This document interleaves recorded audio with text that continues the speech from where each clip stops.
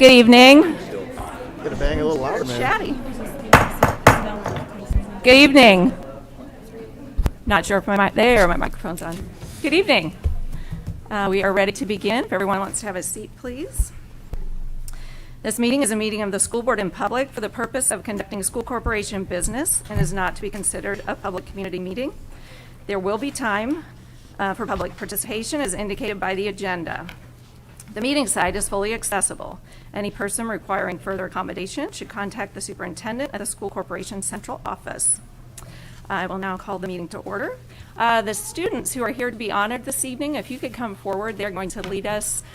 First, we'll observe a moment of silence and then the Pledge of Allegiance. So if you students could come forward and everyone else please stand.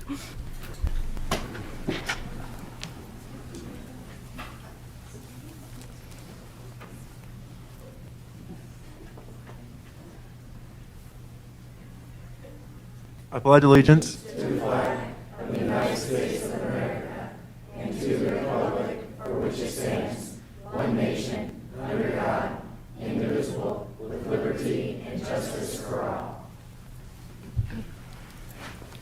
Thank you very much. Roll call. Everyone is present, which means we do have a quorum. Mission statement, Mr. Parks. Lebanon Community School Corporation will cultivate and reach every student by influencing and enriching their lives through the power of education, and to do so in a positive and safe learning environment. Thank you very much. We have a special treat this evening. Dr. Milliman, would you like to introduce them, please? I would. It's great to bring the tradition of our madrigals back again on our December meeting, so I'll just welcome them to come and spend some time with us.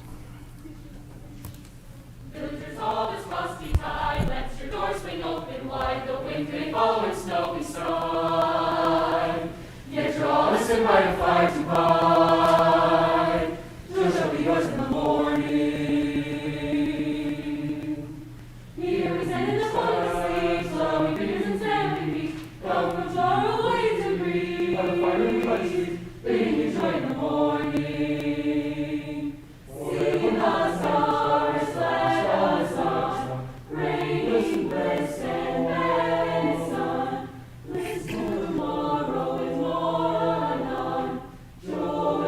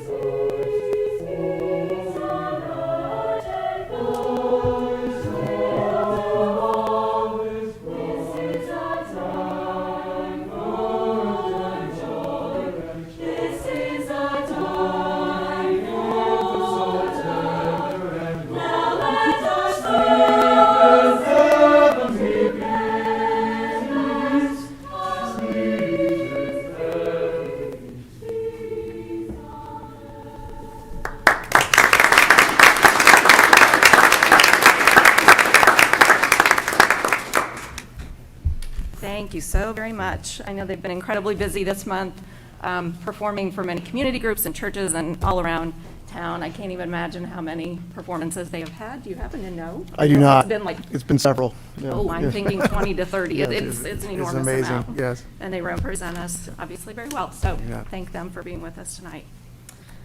All right.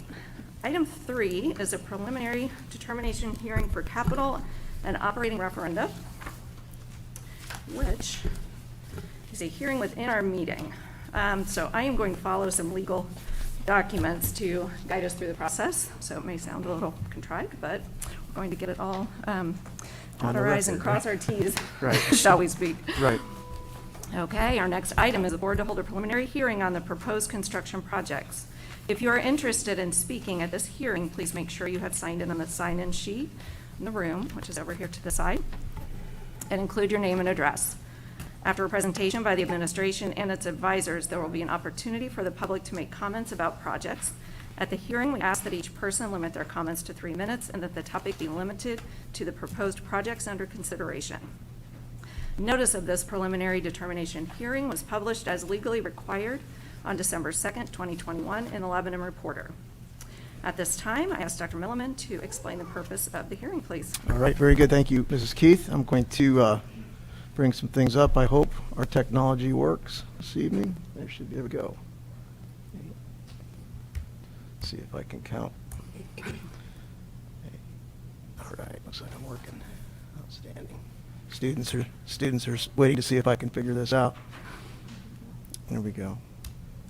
So thank you. Mrs. Keith called us to order. We, as she said, we'll be looking at some capital projects as well as school funding potential referenda. This is a required part of the process. We'll overview the projects and how they'll meet our needs, cost of the project, financial impact of the district and taxpayers. As Mrs. Keith mentioned at the conclusion of our presentation, open it for public comment. Board questions and comments throughout this hearing are welcomed for clarification, things that maybe we've spoken about in other special sessions, regular meetings, et cetera. There's a lot to cover, and we may miss some points that you would like to make, and this would be appropriate during the hearing as well as in the comment section at the end. So please feel free to chime in throughout this process to help it move smoothly. There will be a final hearing after this evening's preliminary hearing on January 11th at 7 p.m. here in the same location. I'll just skip through that. One of the things that, of course, we always try to keep in the forefront, we read this at the beginning of each of our board meetings, also included the vision statement as well, just to keep us grounded in the work that we have in front of us and the importance of this work. Pulled out a couple key words from this that our students, we want our students to have a safe and secure learning environment, and this is part of that, and also something that is modern and stimulates critical thinking and all of the skills and employability skills we want our students to exhibit. So something to just kind of keep our eye on the ball, so to speak. This is a slide just kind of depicting, this is not all of the new developments in our community. We're continuing to get more and more.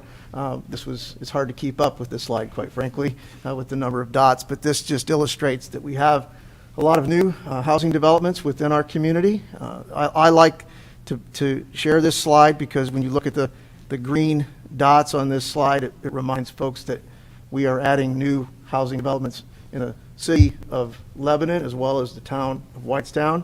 A lot of growth is on the southern part of our district, but we are continuing to add homes and neighborhoods here as well. So obviously we have some growth, and that's exciting and wonderful for our community. This slide shows kind of our current state of our building summary. As you can see, we have approximately 940,000 square feet of rooftop for our students here in Lebanon. Something that kind of stands out, our most recent construction of a new school was Stokes, but it was in 2003. So it's a great reminder for our community that it's a great building and it's a wonderful and beautiful building, but it's going to be 20 years old in about the middle of this project that we're talking about today. So it's been there longer than maybe than folks seem to realize. Last major elementary projects around 2000. As you can see, the Central Elementary building was built in 1951, Harney 57. That was part of the last elementary project. Perry Worth, built in 65, last major renovation really in 94. So it has been quite some time that our elementaries have had some attention. The middle school, built in 75, with some renovations done in 2011, as well as the high school, obviously, with the referendum that was passed in 2010. So this is just a good slide to just kind of show us the history and our current state within the district. So our priorities that we have identified is to build classrooms and provide learning environments that are current, as I mentioned, and address our what we anticipate to be an increasing student population. So adding capacity at the K-5 level is a main priority of this project. Maximizing student opportunity at the elementary level for district-wide equity. This is really addressing equality among our elementary schools and the facilities that they provide all of our students so that we can provide that equity for our students. So we need to have some equality when you look at the size of classrooms across the district, learning spaces, special learning spaces such as art, music, and PE, STEM labs, et cetera. We want to have that in all 4 of our elementary schools. So that's a big piece of that. Safety and security from a facility standpoint, whether that be location of our SROs in a more advantageous locations in the building, upgrading our security systems, whether that be our camera systems or other entrances. So safety and security is going to be at the forefront of all of this project. And of course, maintain our schools, which we have done over the years, has put us in a position to do this project. Just some photos of some newer elementary classrooms and just kind of drives home what we were talking about, building spaces for experiential learning, extended learning, flexible spaces, flexible classrooms, et cetera. So this slide just kind of depicts some of those equity and equality pieces that we want in all of our elementary schools, including student support such as mental health and student support office spaces dedicated for that purpose in our buildings, which is critical for our student success. Looking at our facilities and learning environments, this is really a 10-year goal for the board. We want to, at the end of this 2025, as we've talked about, kind of a vision that by 2025, we're addressing what we feel will be the next 10 years of needs in the district from a facility standpoint. So it might include continuing to assess our HVAC systems, upgrading and replacing major equipment as needed. We have done that, but when you're embarking on a project like this, then we can continue that work and make sure that our equipment is the most up-to-date and efficient as well. This is kind of the slide that puts it all in one spot for everyone. This is kind of where we landed from our needs assessment. We engaged our community in several community meetings through surveys, communication with our administration, teachers, school board members, and we've done that really over the last 18 to 24 months. Engaged with a demographic study, a full facility assessment, and throughout that process identified these key points, and that is to update Stokes and Harney, increase capacity at Perry Worth. Again, as I mentioned, we know that there's some growth in that community, and we know that we'll need to increase capacity at Perry Worth Elementary. Building a new elementary school, and that would involve repurposing Central Elementary for other district services. Perhaps we've discussed things like preschool facility, other district services, technology, career technical education, classrooms, possibly staff support in some way. Great building, outlived its useful life as a modern K-5 elementary facility. So the building, the new elementary, would involve repurposing our current central building. Middle school, updating some learning environments there. Mr. Thompson from Gibraltar will talk about that in a little bit. Same at the high school, upgrading learning environments. safety and security upgrades as well in that building. Infrastructure improvements at high school and middle school, that involves things like utilities, things that are a little bit getting some age on them. Not the things that people like to get excited about, the pretty buildings. It's all the things underground that's necessary to function as a building, but we need some upgrades in those areas. It's just time with age on that infrastructure. Safety and security and technology, as I mentioned before, and this would also include potentially, depending on how some of the costs of construction of the school proper turns out, we would finance through the referendum, the capital referendum, a new transportation center, which in our current conceptual plan would include demolishing the current maintenance center, which is adjacent to our transportation center, building a new transportation facility on that property, and then constructing a new maintenance building, and probably in a location near us, near our buildings and grounds, perhaps as one potential location for that. So support services is what I would call that, district support services.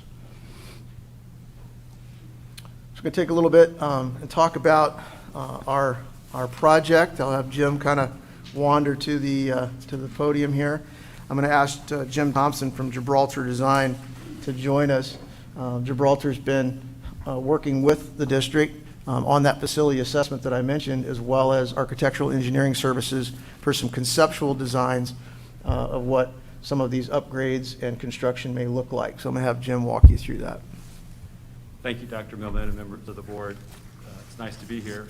I apologize for my back being turned, the microphone here. At the project hearing, it's the role of the architect and construction management services that advise you on the preliminary scope and budget, and we often get asked about the schedule.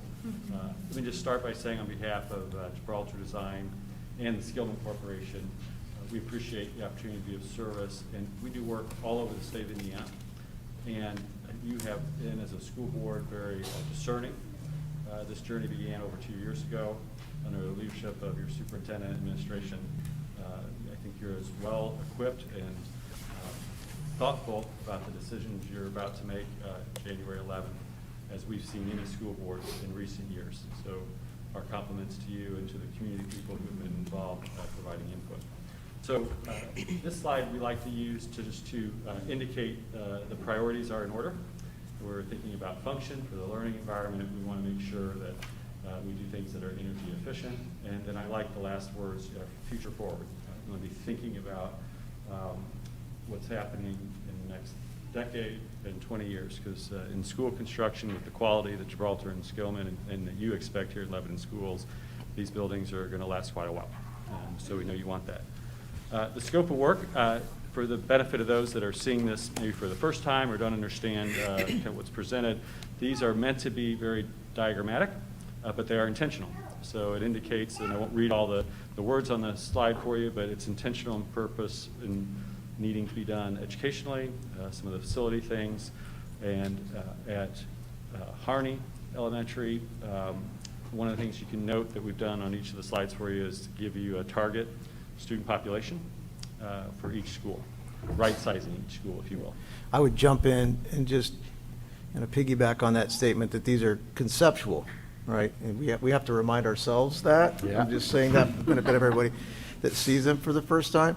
These are the types of examples of things that could happen, but are accurate to the scope of what we think will happen as part of the project.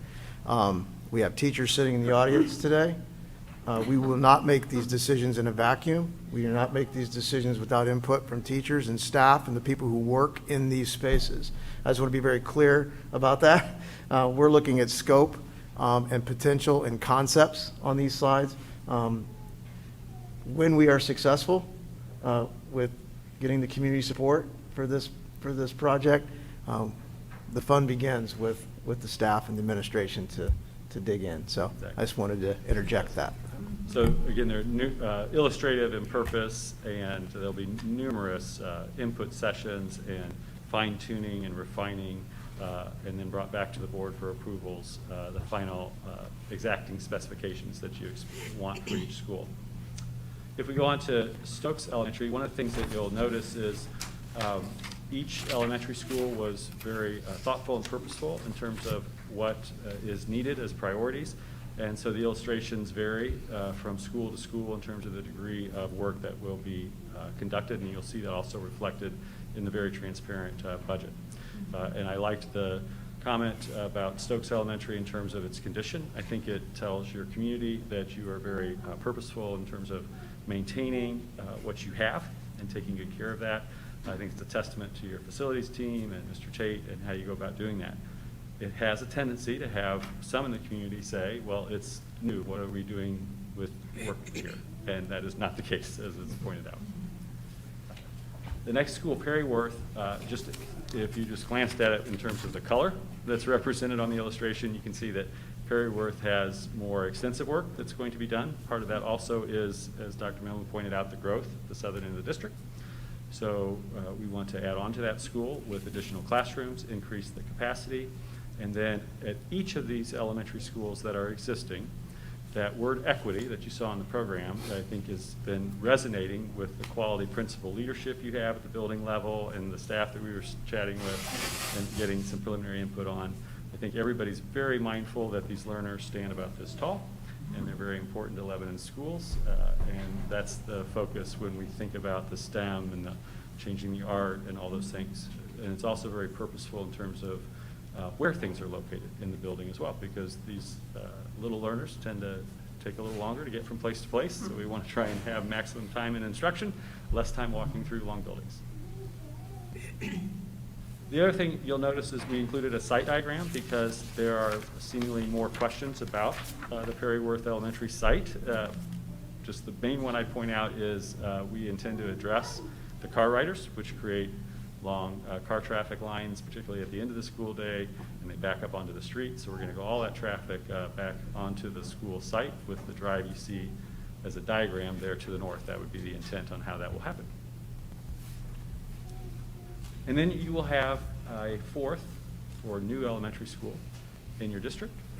This will be fabulous because you'll be able to have then buildings at capacities that we believe will help you manage classroom size and those things that are also important to instruction and what makes elementary schools successful. This building will be located on Fordyce Road, essentially on what most of us refer to as the high school campus, the high school and middle school campus, so not very far from here. And again, very important to indicate that this is just a preliminary diagram. The work that Gibraltar and Skillman will do will be to your exacting educational specifications and to the exacting quality and building systems that you would expect a new school to have.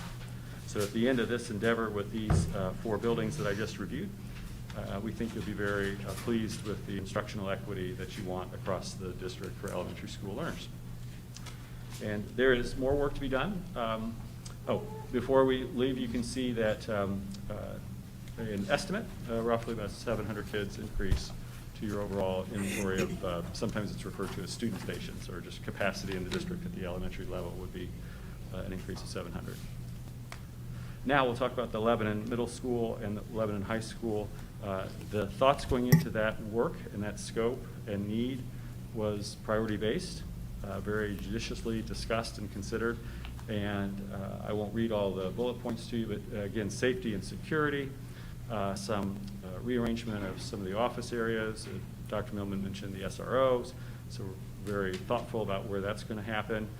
And then some other things related to the site, which can be either security cameras or they can be as simple as lighting and improving some of the lighting at the middle school and or high school campus. And then I would just say for the high school, because it's a beautiful facility that we're in and out of quite often, and there's this belief with recent projects that you should be done, and you wouldn't be doing that. I'd like to dispel that myth for everyone. Having done work all over the state with Skillman Corporation as well, it is not uncommon for a building of this size in a school community to have ever-changing educational needs, and I know your principal was very mindful of that, and as is your staff.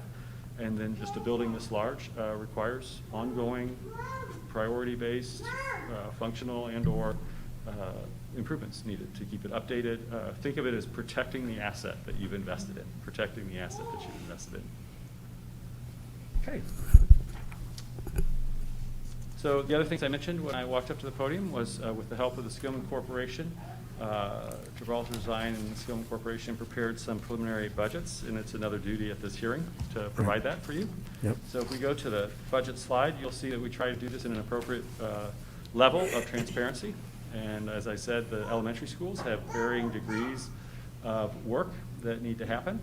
And then you can see the new elementary school and middle school and high school expressed, as well as the district-wide safety and the placeholder for the budget with the maintenance and transportation. The other thing that some people in the public might want to know is a little bit about soft costs.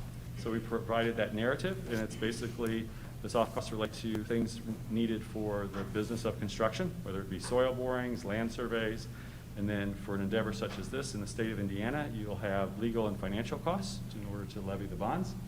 And so all those things we refer to generally as soft costs, standard and typical for school districts and bond issues. I'd pause and see if, Bart, is there anything additional that you may want to add about how we arrived at some of these estimates, maybe how this process is compared to other projects such as this, and maybe a little bit about what's inside those numbers, soft costs, what does that mean, and to the folks who are listening at home, what does that mean? Yeah, probably for their benefit, we know that. Thank you.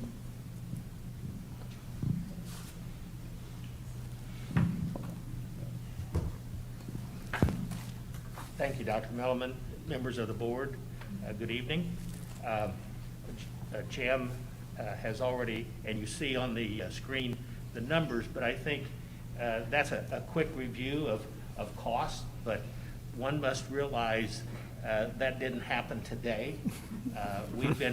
You have been working on this project certainly longer than we have been invited to assist you, but I know it's been at least a year.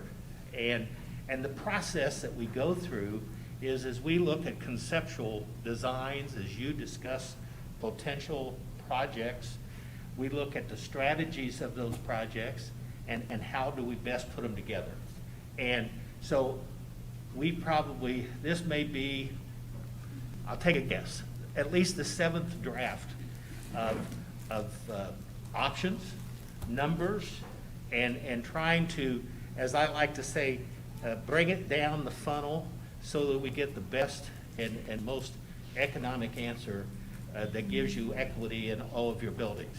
So these numbers have been touched many times, and they look at the future of when we're going to build.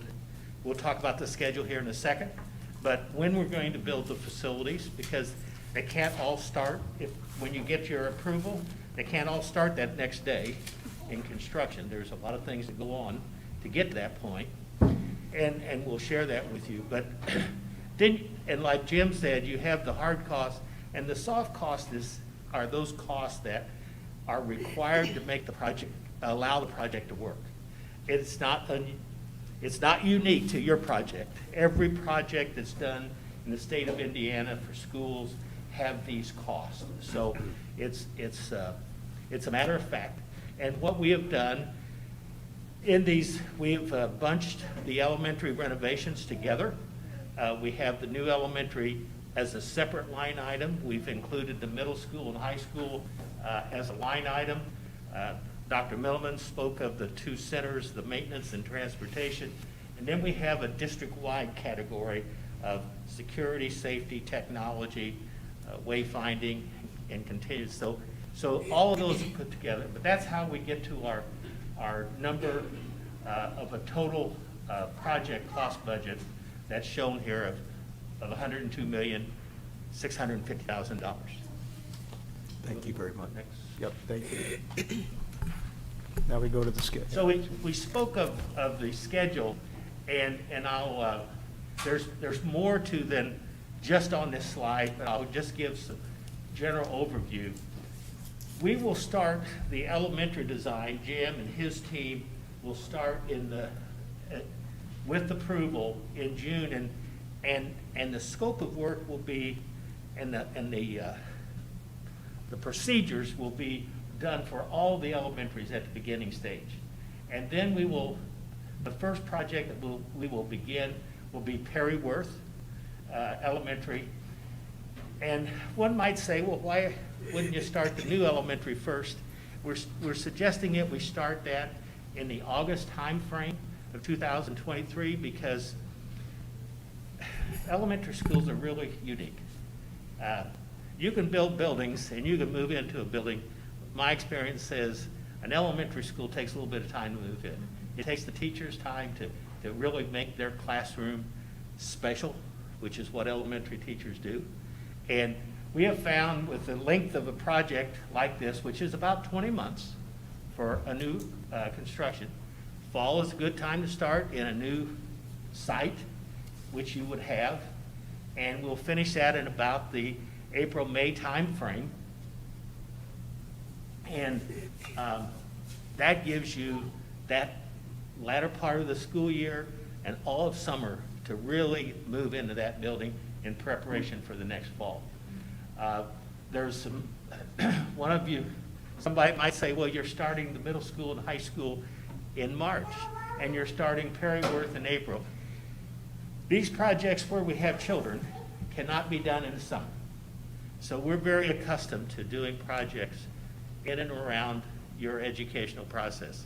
The first priority that we have is the safety of your students and staff and the security of those young folks. So we separate our construction from them. We do it in phases, and we will work during the school year, but the first priority is your school.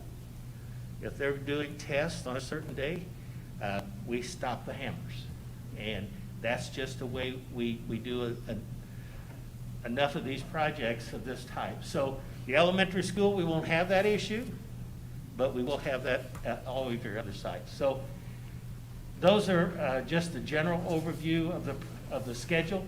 And again, the design will take approximately 6 months on most of these projects. So there too, that is staggered. The other thing that we've taken in consideration, and it's still, just like the plans are conceptual, so is this schedule. It can shift a little bit, but we're looking at, we wouldn't want to bid all of your project at the same time because we wouldn't get the competition. We would reduce the flexibility that we would have. So they're designing them in stages. We will bid them in stages. One of the things that we have to be very careful with today, hopefully it changes, is the time for procurement of materials, and then take that in consideration with the overall schedule. So again, just like the design will probably take on some different avenues and changes, so will this schedule, but this is an overview of what we plan on doing. Dr. Millian? That's great. Yes. Perfect. Thank you very much. Anything you need to add to the schedule that, No, it's a Okay. pleasure, and I'm pleased that you're all very well prepared. Great. thank you very Thank much. you. Thank you. Next part of the hearing, I'm going to ask Bellevue Gray from Baker Tilly to come on up because we've talked about, we've designed our kitchen renovation. Now the contractor's given us the estimated cost. We have to figure out whether we can pay for it. So she's going to talk to us a little bit about the financing. Hi, good evening, Dr. Milliman, members of the board. I'm Belvia Gray with Baker Tilly Municipal Advisors. We serve as the school corporation's municipal advisor. Also part of the financing team is KeyBank Capital Markets, and we have representatives from both teams here this evening if there are any questions. So the purpose of, you've already heard what the scope of projects look like, so inevitably the question becomes, how are we going to pay for it? And so tonight, I'll be talking through information related to the capital referendum, but also there is proposed an operating referendum as well, and Dr. Milliman and I will go through that information as well. The thing I want to stress with the information that we're sharing is that we're looking at the potential authorization of maximum parameters, so maximum numbers. The school corporation can come down from those, but once if the school board moves forward and approves these documents in January, these will be maximums that will be established. You can't exceed them. As Mr. York mentioned, we're looking at a maximum borrowing amount of $102,650,000 with maximum repayment terms of up to 20 years. I should note that Lebanon Schools has an existing referendum debt outstanding right now that will be fully repaid in 2023, which you'll see on the next slide, but paid that first issuance back very quickly within 10, 11 year time frame. So you have a history of repaying the debt, some of the debt at least quickly, so the school has options moving forward. You see here we have a maximum rate, and then we're planning for, you can go to the next slide, we're planning for, because there is existing debt that will be fully repaid in 2023, that the school corporation can look at accomplishing this project while not exceeding your 2022 certified tax rate of 0.2855. So this slide here, hopefully everybody can see that back there. So the gray bars represent the debt that the school corporation currently has outstanding in its exempt debt service. And you can see that the tax rates there have been right around the 28-29 cent range. We would be looking at, this is kind of a, this represents multiple series of bonds that could be issued to finance the entire $102 million based upon the timing of when those dollars would be needed. We wouldn't want you to borrow money a lot sooner than when you would need those dollars. But keeping that in mind, we would structure the debt such that we would be keeping the tax rate not to exceed that 28.55 cents. And you can see we're showing that right now again as a maximum repayment terms there. Anything else on that one? Okay, we're ready to go? Okay. We have to do signals and nodding. Gotcha. So just I'll repeat. I'll go back. That Yeah. will be, you might repeat that too. Yeah. What this current tax rate is, Right. we are shooting to stay at that. Right. With this $100 million of expenditure. So what is getting ready to roll off will be backfilled with this new work. So that then it's staying consistent rate from what the tax bill would be right now. Yes, correct. And actually, so right now taxpayers, the tax rate in 2021 is actually a little over 30 cents. In 2022, the tax rate is actually going down a little bit to 0.2855. Part of that is because of the, really the amazing amount of growth that's been occurring within the school corporation. And so because of that, we're seeing payments stay at the same level, but when you keep the payments at the same level and the assessed value increases, the overall rate then declines. And that really helps all of your taxpayers within the school corporation jurisdiction. Which plays into the ability to address the operating referendum, because in the overall rate, although this rate would be at the 28.55, the operating referendum, as we've discussed and have met with our staff, community members have identified these areas. From a student safety standpoint, we know that we need to replace the loss of the city funding to help fund our school police department. We know that without a successful operating referendum, we will be in a position, and we've said that in previous board meetings, it's unfortunate, but we would be in a position where we would likely, if not definitely, reduce the number of police officers and force that we have here in the district. So that is a critical piece of the operating referendum, is to maintain that school police department at our current level. Wages, salaries, and benefits is kind of a big bucket. We think about that, but to remain competitive in not just our certified staff, our teaching staff, but our classified staff as well. As you know, we're continuing to to compete with a lot of area businesses. We're blessed to be in a community where we're growing and there's a lot of opportunities, but we're also in the job market for that talent. So we want to be able to hire and retain that. We want to be able to grow our programming, specifically our STEM program. A goal of this operating referendum would be to place a certified teacher as part of a STEM rotation at the elementary level, address our behavioral supports, maintain our instructional coaches at the elementary level as well, and also address some grant-funded positions, at least one in particular. Our graduation coach here at the high school is funded by a grant, incredibly important position. We'd be able to address that piece as well through the operating referendum. So some definite needs, that our current education fund, our per pupil amount that we receive from the state, although that number overall has increased over the years, so has the expenses. And when you're fortunate and we have a good retention rate of our teaching staff, the longer the teachers stay, those expenses increase. You want to have experienced teachers in front of your students, but with that comes additional cost. Schools are no different in incurring higher health care costs, higher utility costs, and all, whether it be paper or anything that would be supply related, just like any other business might. So while it's been well received that we've received increased funding from the state, it is not, we're not able to address the items on the slide without an operating referendum. Bellevue can talk about how we might do that, right? Sure. Yeah. So we're looking at an estimated tax rate then of 15 cents. So unlike the capital referendum we talked about, which is really, we're looking at making that really more tax rate neutral, this is an additional impact if the board moves forward and if it's approved in May. That 15 cents will generate about $3.9 million of revenue each year for 8 years.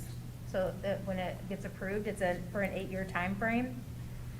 We have estimated taxpayer impacts here ranging from homes valued at $75,000 up to $350,000 just for illustrative purposes. And so for each of these properties, the values listed here are the gross assessed values or the market value properties.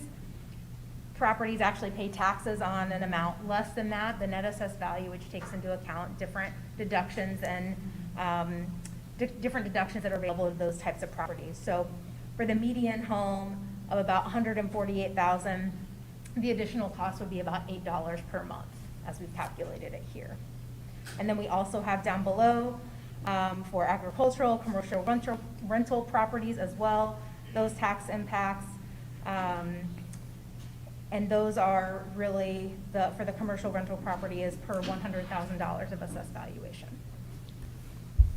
We'll go to the next slide because it will talk about some other funding mechanisms the board has, known as non-exempt debt, which is your other debt service. It would be subject to the tax caps because a capital referendum is outside of the tax caps, so it doesn't get triggered from that standpoint.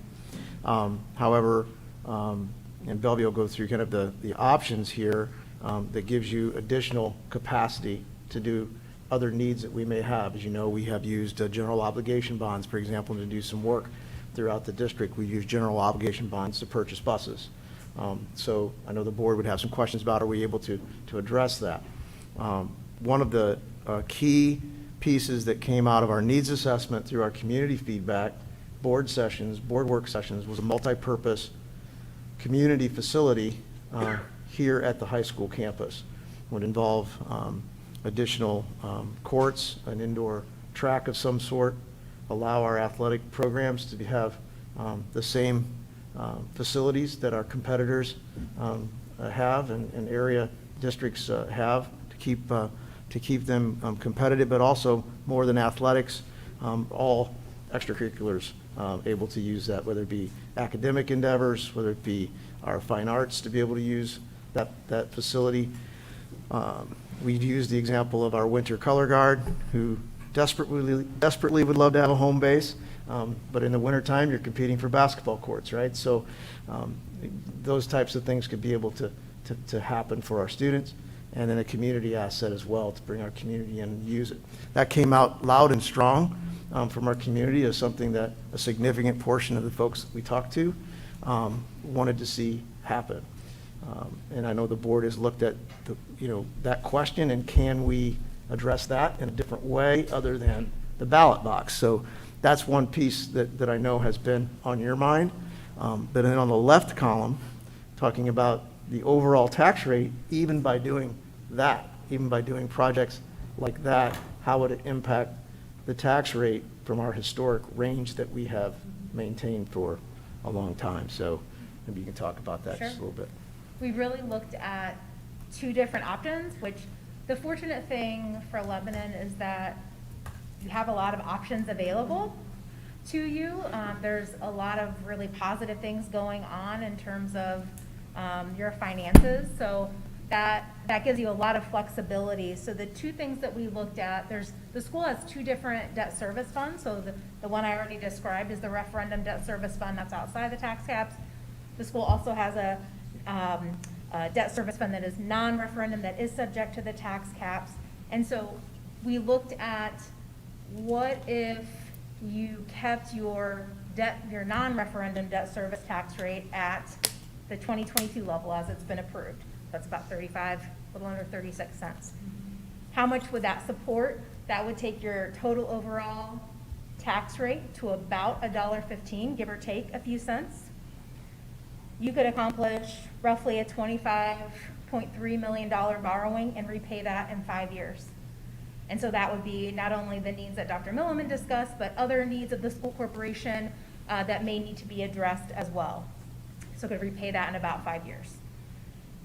And I should also note that these numbers, we looked at kind of the capacity of how much could be borrowed. So for the first option, and then looked at how long that would take then if you decided to keep your overall tax rate at about $1, which your total overall tax rate has hovered at around that $1 mark for a really long time. So you could still borrow up to around $25 million. That would be a repayment of about 8 years. So you would look at reducing that debt service tax rate, your non-referendum debt service tax rate, to accomplish that around $1 plus or minus, a few cents there. So I guess the main point of this is, with what Dr. Milliman described, other projects that have yet to be identified or that are in the pipeline, the school certainly has flexibility to address them, and you also have options for how to address them in the context of the overall tax rate of the school corporation.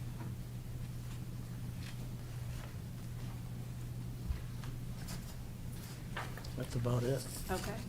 Any questions for any of our professional partners you may have, and comments or questions you may have for any of us?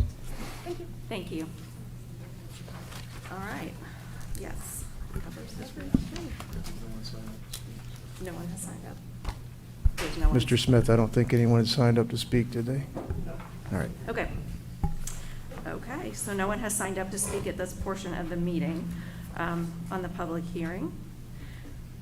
So that is all. We will be hearing this again on January 11th for an actual vote. I will ask again if there are any questions of the board at this point.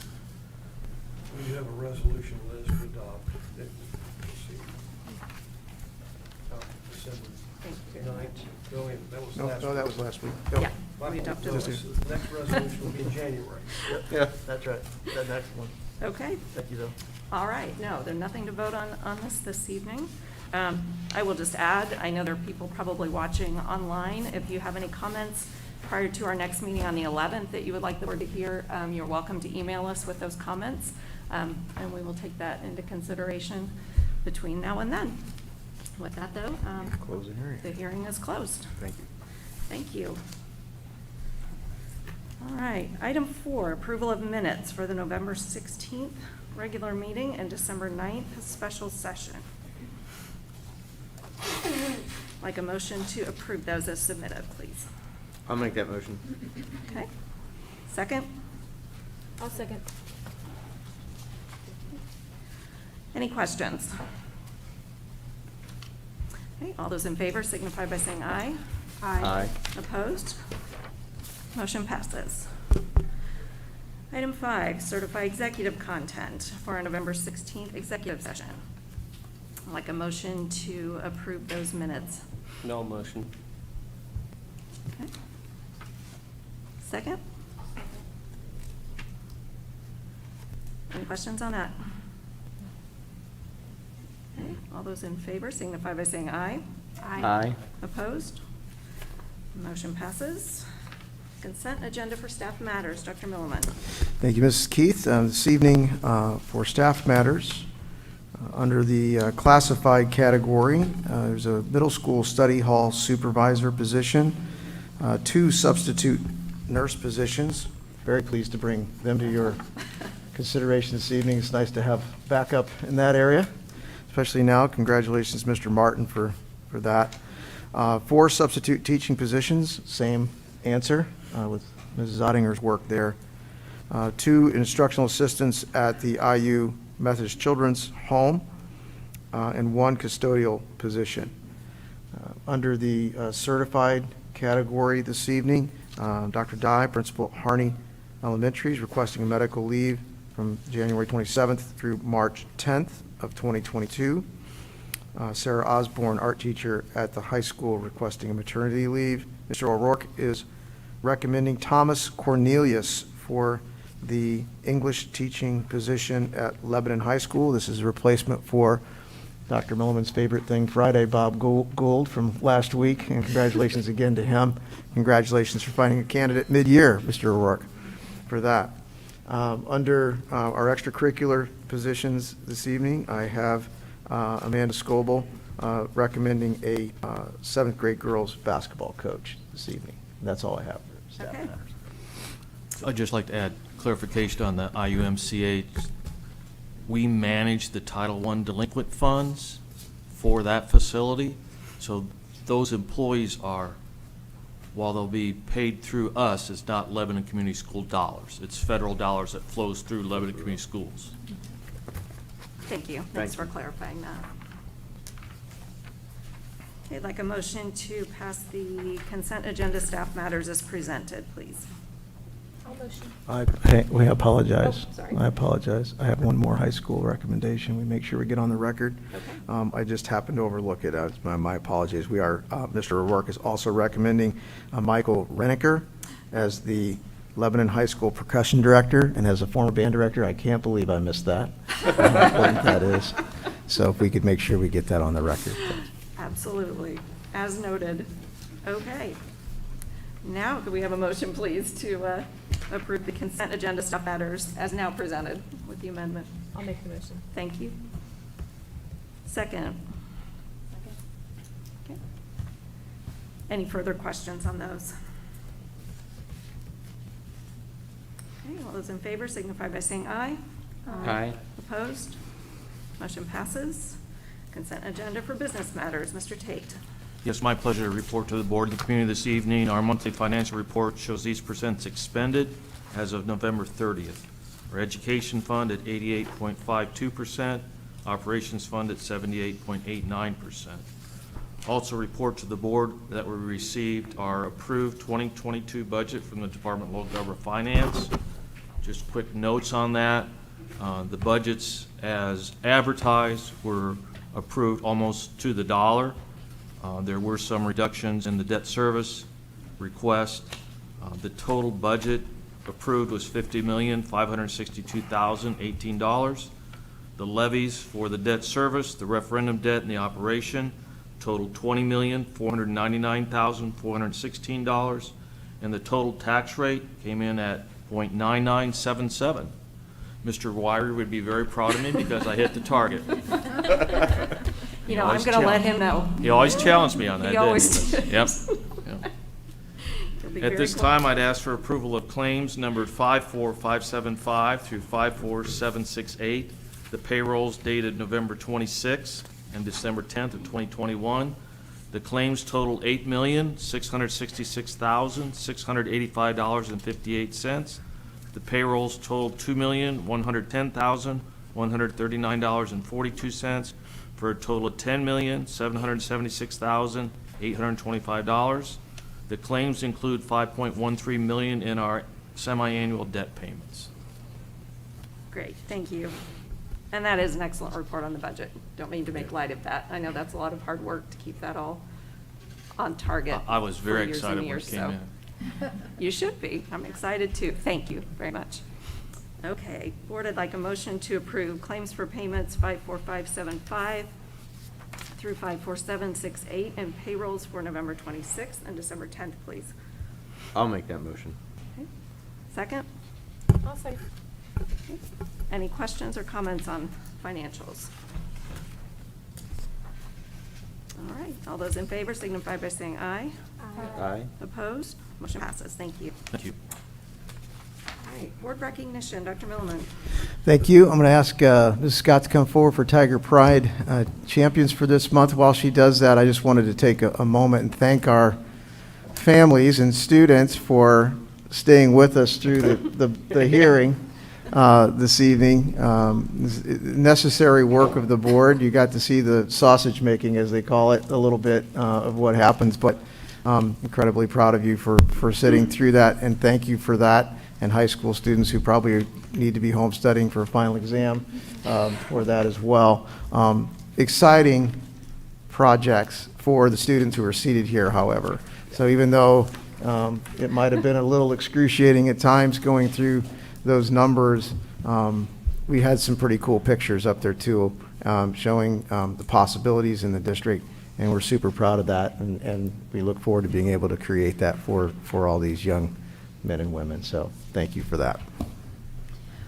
Well, I'm excited to be here tonight to celebrate our Tiger Pride champions from the 5th, 8th, and 12th grade levels throughout the district. Dr. Milliman is going to present each student with their certificate as their name is called, and we read that, and then we'll also have the pictures for those parents that won them at that time as well.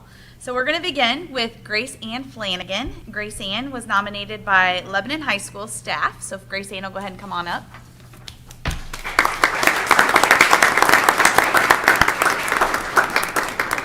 The staff shared that they're very proud to recognize Grace Ann. She is an ideal representative of this honor, and she exhibits all aspects of pride at a high level on a consistent basis. She's a high-achieving student at LHS, earning an unweighted GPA of a 4.04 to date, but she is so much more than a straight-A student. She is a young lady of impeccable character that always treats others with the utmost respect. It is impressive and affirming to see Grace Ann interact with students and visitors at LHS as an office assistant. She's always kind, welcoming, friendly, and compassionate. She is very highly respected by the office staff for always being willing to lend a helping hand.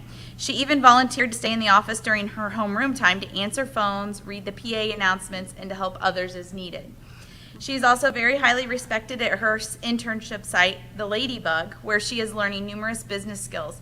She's taken on a great deal of responsibility, and her excellent work has been recognized and appreciated. Grace Ann is a very accomplished student and is equally committed to being an incredible person. Congratulations, Grace Ann.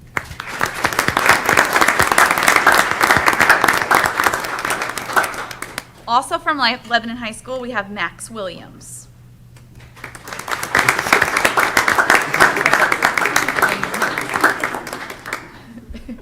This is gonna be good. Sorry.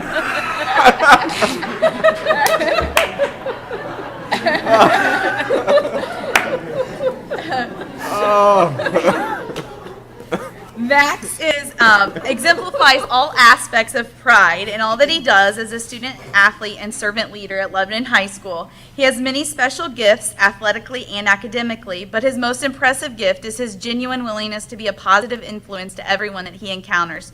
He is quick to reach out with a smile and a welcoming hello. He excels as an athlete as evidenced by his Division I offers for football, and as a student as evidenced by his ranking in the top 10 of the senior class. Max is a person of great character and earns respect through his genuine persona. Max is highly regarded at his internship at R.L. Turner in Zionsville. The staff value his opinion and respect him a great deal. They even recently invited him to participate in their Eat the Frog leadership series. While Max has many noticeable gifts, he excels in all that he does due to the emotional quotient that he consistently exhibits that is beyond his years. Congratulations, Max.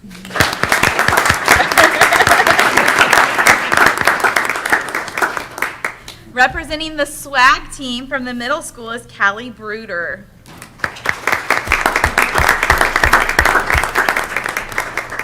It is with great pleasure the SWAG team nominates Callie Bruder for this month's Tiger Pride champion. Callie represents pride in many aspects. She is always respectful to teachers, staff, and her fellow classmates. She continuously shows persistence, dependability, and initiative in the classroom. An example of persistence and initiative is when she had to stay home and learn virtually for a period of time. She never missed a beat, did all of her assignments on time, and came back to school fully prepared to take any test quizzes that she missed. She strives to be the best student she can be, which is reflected in her grades. In class, Callie demonstrates dependability and initiative by seeking out ways to help in the class. It can be in the form of running errands and helping out the staff. She is also part of the Pride Tiger Leadership Seminar. She demonstrates pride in all she does and serves as a role model for others. Congratulations, Callie. Also from Lebanon Middle School is Liliana Gonzalez.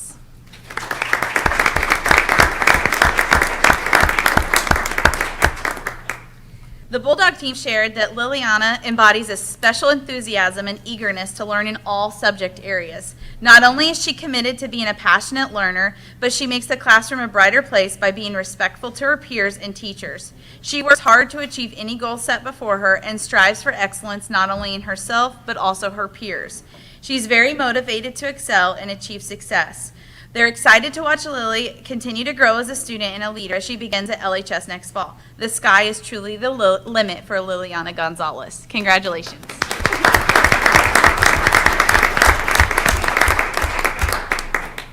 Central Elementary is proud to recognize Claire Wilhoit.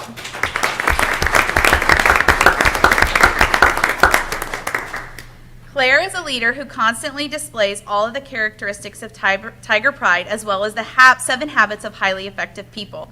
She's a very well-rounded student.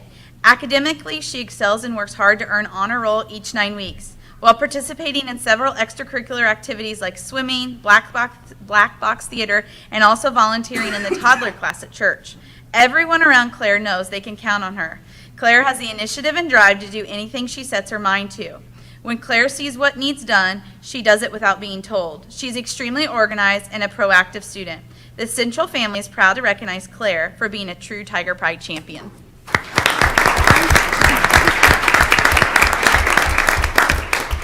From Harney, we have Kerrigan Hutzinger.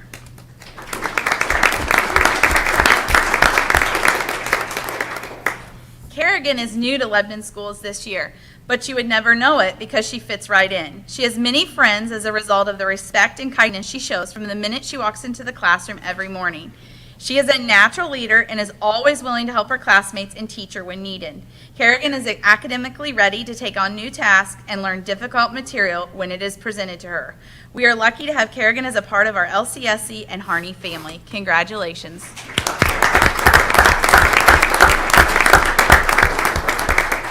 From Hattie B. Stokes, we have Caden Perkins.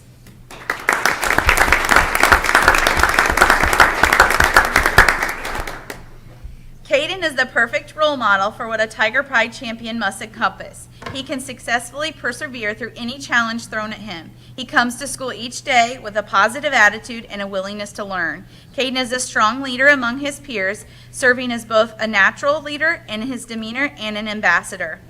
He is constantly helping his peers and going above and beyond what is expected of him. His consistent respect, dependability, and attitude make him the perfect representative of a Tiger Pride champion. Congratulations.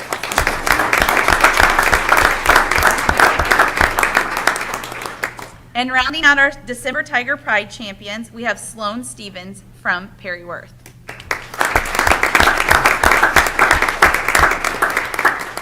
Sloan displays persistence by never being afraid to stand up and ask questions in order to solve challenges. As a student, she shows initiative in helping out her fellow classmates and consistently represents Perry Worth well. She is the first person to reach out to a classmate in need, to invite a peer to a group, or to sit down and talk with a student when they are having a bad day. Sloan also manages to balance her life after school with her homework responsibilities and turns in all assignments on time. Mr. Waywood shared that he can always rely on Sloan being at the right place at the right time. Sloan brings smiles to every room she enters and is respectful of those around her. Faced with adversity, she always tries to look on the bright side of things. Perry Worth is very proud to celebrate Sloan Stevens.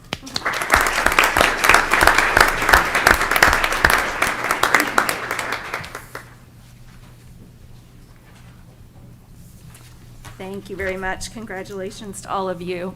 And as Dr. Milliman noted, you have been here for quite a while this evening, so if you would like to leave now and just quietly exit, we'll move on with the meeting. You're welcome to stay, but if you need to go, we understand. Not gonna insult us.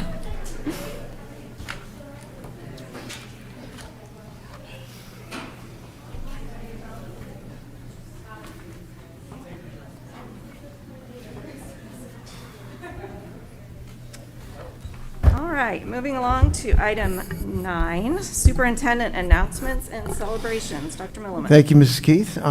First, I just wanted to echo your thanks to the Madrigals. It's a great way to start the holiday season, so thank them for being here, and the entire Fine Arts Department for an outstanding holiday concert, and well-attended and always well done, so congratulations on that. I wanted to point out, I'm not going to read the statement, it's in your background notes, but we received a great accolade from the officiating crew, boys basketball Crawfordsville game. It's always nice when the officials go out of their way to file an official report for a good reason with the IHSAA, which was to compliment our players on their demeanor and sportsmanship throughout that game. So congratulations to coach and the players for exhibiting pride champion skills on the court. So thank you for that. And you can see the write-up in your notes.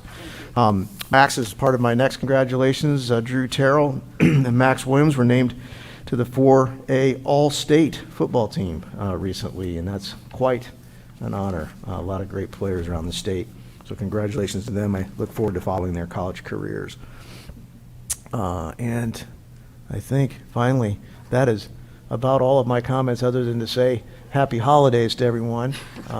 It's been a challenging year, but we're blessed to live in this community and this great country, and I plan on counting my blessings this holiday season and encourage everyone to do so. So that is all I have for my announcements this evening. Absolutely. Thank you very much. I guess I'm still up, right? You are up next again, item 10. All right, very good. Give me a Review moment of- and I will get that on the screen for you. So, review of 21-22 COVID reopening plans and recommendation for approval of updates. All right, thank you. It's kind of a two-pronged presentation this evening. Actually, as part of the federal coronavirus relief funds, we are required every 6 months to review our, what they call in the grant, your reopening plans, which I find it curious because we've been open for a semester, so we're really not reopening plans that you're reviewing at that point. It's your operating plan. But it is timely, but I also have some updates to that and a recommendation for the board that I'll formally recommend to the board during your action items this evening. First of all, just as a reminder, then this kind of checks the box for our federal grant in that we are operating in what we have identified as phase 6, which is, as you know, in person. And we have maintained that through the semester and intend to do so for the remainder of the school year. As we looked at items that we would consider as considerations for changing practices, we work, of course, with the health department, but look at our case rates, both individual schools in the district, quarantine rates, individual schools in the district, staffing levels, of course, is a main piece. We've talked about that before. Unfortunately, last school year it involved transportation where we had a bit of an issue. So some things like that can all be considerations. Now we have additional considerations such as the vaccine availability now for all school-age children. We'll talk about that a little bit later as well because that's a very important piece. Trends in cases, not just the color risk level that the State Health Department maintains, but the trends that we know through our conversations at the local level. So that's why I mentioned it in those bullet points. Review of the beginning of the year with a couple new exceptions, as we mentioned, with the adding of the vaccines being available for school-age children. So the next piece, just again a review of the precautions we're taking. I won't read every bullet. We continue. We've talked about it with our families. I think they know by now that we're doing these things, and we continue to do so. And some of the federal dollars has helped us to do that and to maintain that. And so thanks to Mr. Tate for going through all of those grants for us and for his department in making that happen. So again, these are areas that we need to address and are always mindful of in our district precautions. And this is just a partial list, but I do want to pause here and thank our food service and custodians and maintenance our clerical staff, everyone, and nurses especially, that have their job to do in maintaining the health of the students, whether it be dispersing medication to students, but now also helping us with COVID-19 related questions and support. They've just done incredible work throughout this pandemic. So I just want to really just pause on that slide and thank them for their hard work there. Now on to what I'm going to present to the board, both kind of as a review of where we are and a recommendation for you to consider. And again, I will formally recommend this in your action items this evening. And what I'm recommending this evening is that when we return from winter break, which will be January 4th, actually, we have a staff day on January 3rd. So Tuesday, January 4th, that we would return to students, staff, and visitors making their personal informed choice regarding the use of masks and face coverings in school during school. They would still be, under this recommendation, required on transportation. The National Transportation Safety Board just updated their requirements just maybe 10 days ago and extended that requirement and did include school buses in that extended requirement. So that would be unchanged on the school transportation. We would review our data on Wednesdays, which would give us, as a weekly cycle, that would give us 2 days if a change needed to be made. It would give us a Thursday and Friday to communicate that with families, with a change then occurring on the following Monday. Happy to answer any questions along the way if you have them, by the way. As we get into the meat and potatoes of this a little bit here. In addition to that recommendation, that recommendation doesn't come in isolation. It would come with, for lack of a better term, triggers, in that if an individual school or district is at greater than or equal to 3% of quarantine students and greater than or equal to 2% of their student population positive for COVID-19. That would be an and, not an or. So those two things for 2 consecutive weeks, that would trigger a review. So what I would be asking the board is that you would be setting that as a trigger for review. It wouldn't trigger an automatic change because there are so many other variables that could be in place. So if we hit that threshold in a school or district, we would review a change. We may elect to return to a required mask and face covering in an individual school at that point or the district. But if between that Friday and Wednesday of us if we knew from Friday to the Wednesday of us looking at data that we were trending downward, for example, and we discussed that with the health department and we know where we are as a school or district, it may not require that recommendation or that actual change. Could go the other way as well, right? I mean, we would stay there if we knew that there was kind of credible information and data to make that decision.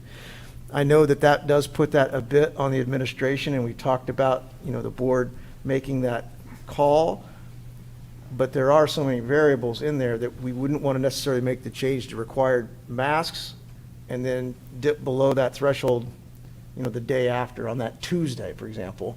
So it won't be an exact science, as we know this is a moving target, but we want to be very thoughtful in that and allow for that possibility.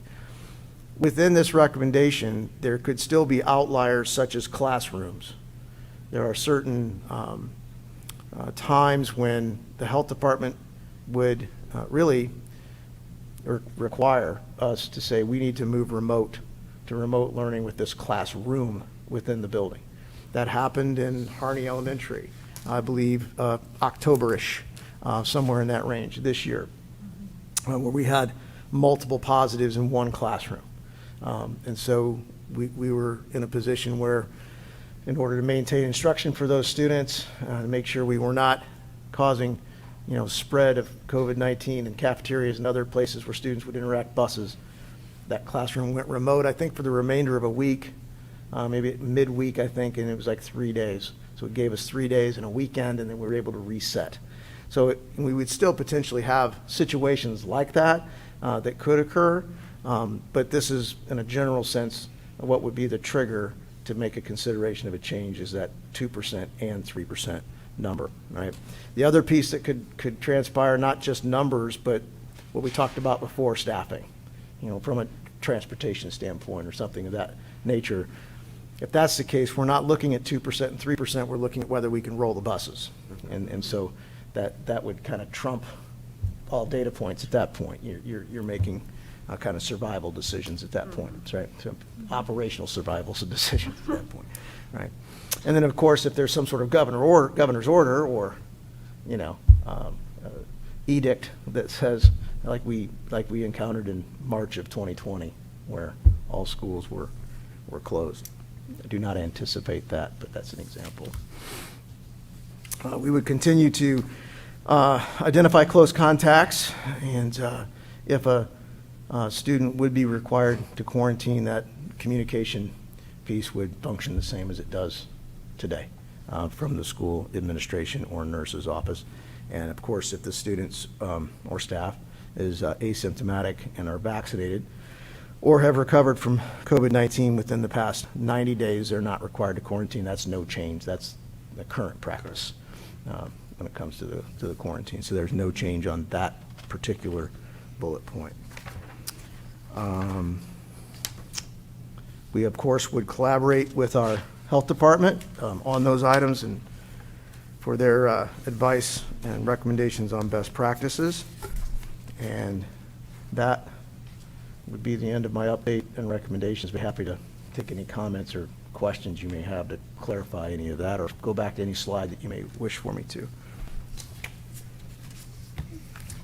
I just have a comment, if I may. Sure. I thank you for putting this together. I know there's a lot of time, a lot of thought and consideration for students, for the general public on this, and I definitely think that we're moving in the right direction to allow students to attend classes, school events without the mask. So Yeah. just wanted to say thank you for that. And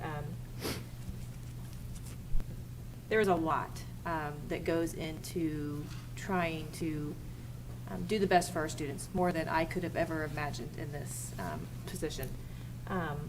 And I know that you work hard for our students. I know we all do, and our teachers, but specifically the amount of work that you and the administration have put into making sure that we're doing the best for our students is greatly appreciated. Thank you. Thank you. That's all I also know that there'll be roughly 50% that are anxious and aren't too thrilled with this recommendation, which was the case with the other position we were in as well. I completely get that. I'm not sure there's going to be a good or best time, and we just need to anticipate and appreciate that anxiety that everyone has. Give each other some grace. We've said that word a lot in the last 2 years, and respect that. The 3% from the quarantine standpoint really comes from experience, really, and discussions with our administration. It becomes difficult for teachers to balance remote students and in-person students. And you get to a certain point where you have a certain number of students at home and a certain number of students in the classroom, and that's stressful for them, and it begins to affect the quality of education. So that's kind of the thoughtful process we tried to bring to this, and no magic number, just kind of experience and talking about that with our administration. So thank you for those comments. Yeah, I'll reiterate thanks for all you have done, you continue to do. It's really unfortunate what I believe us school boards have had decisions that we have had to make and administrators have had to make when we aren't health professionals. And yet the ball has ended up in our courts because others have passively stepped aside and not really given any real strong directive. And that's what I wish that the public could understand, that we aren't health professionals. We don't have a staff of health professionals, and we are the lowest level of elected officials in this state. So that is, and we don't have those resources like other elected officials have at their disposal. And so we've been forced to make the best decisions with the data that we have, with the information we have, with the laws that we have, to come up with what we think is, and again, what I've always stuck with, is to try to keep as many kids in-person school, because we know that's the one thing that we do have professionals on our left and right able to tell, administrators, teachers, that say in-person class works. Being at home doesn't. We all know that. So I applaud you for your work. Constantly we're getting emails from you all hours Sorry of the about night. that. It's okay, it's all good. We do the Over same. weekends, and it has been, it's been a pleasure to serve alongside of you, so. Thank you. And I would just say, I think the key is going to be not only for us, but for parents to keep in mind the word flexibility. Like you said, this is a moving entity. We don't know what the data is going to reflect when we come back from our holiday break. We don't know what it'll be like in, the warmer months. So, I think trying to implement this policy to allow more flexibility and masking, there are also other responsibilities that come along with that. And I think we all need to keep that in mind, that this could change a lot, and we're going to have to be prepared for that. Yeah, I would just say I agree with all that's been said by my board colleagues here, so I won't repeat all of that.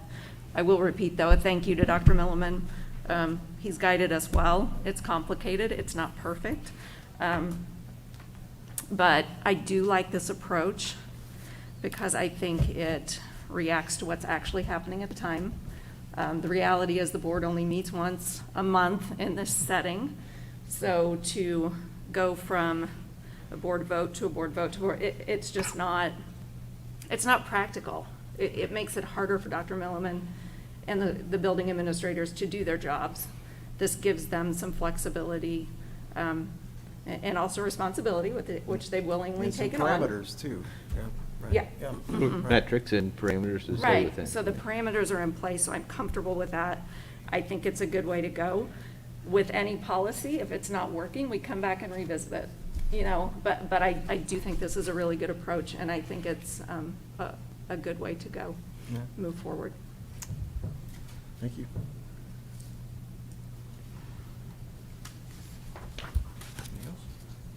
Any other questions on that?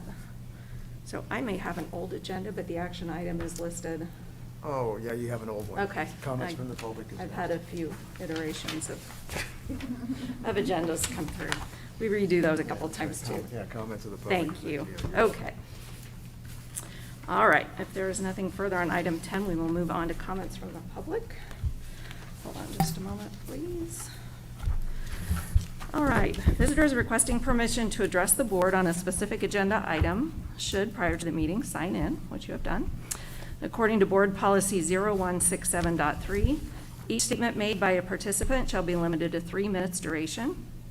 No participant may speak more than once on the same topic unless all others who wish to speak have been heard and the attendee's remarks do not exceed 3 minutes. Excuse me. We ask that those addressing the board speak from the podium and state their name and address. Board Policy 0167.3 dictates that personnel issues will not be addressed. Concerns about individual employees of the district should be brought to the superintendent or designee. All right. We have 3 people signed up to speak. Dr. Michael Hornbecker. Okay, come up, please.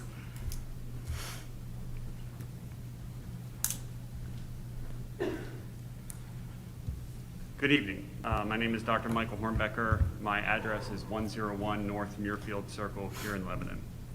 I'm here once again to speak in support of the current masking policy at LCSC. In the interest of time, I'll just get straight to my points.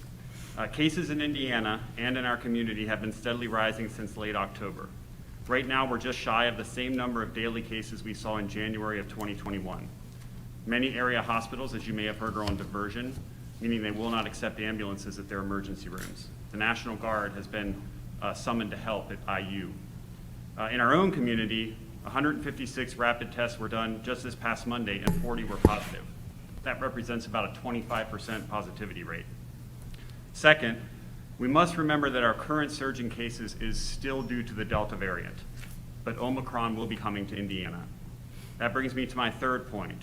Early data from Omicron suggests that it is even more transmissible than Delta.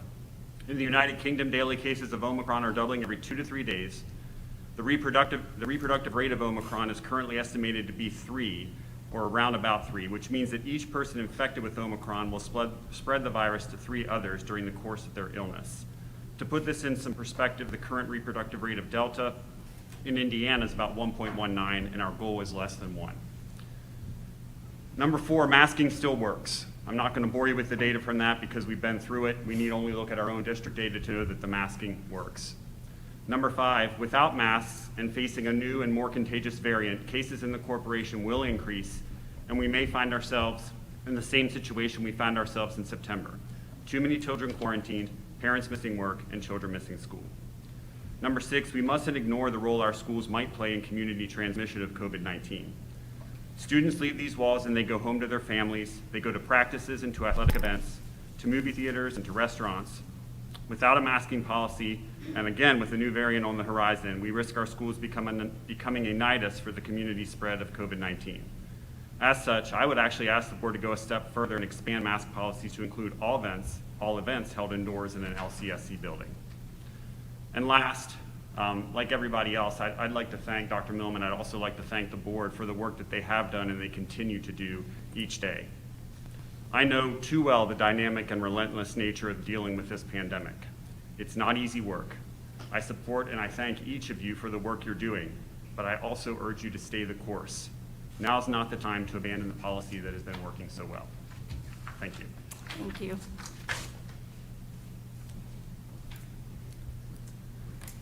Next is Clara Douglas.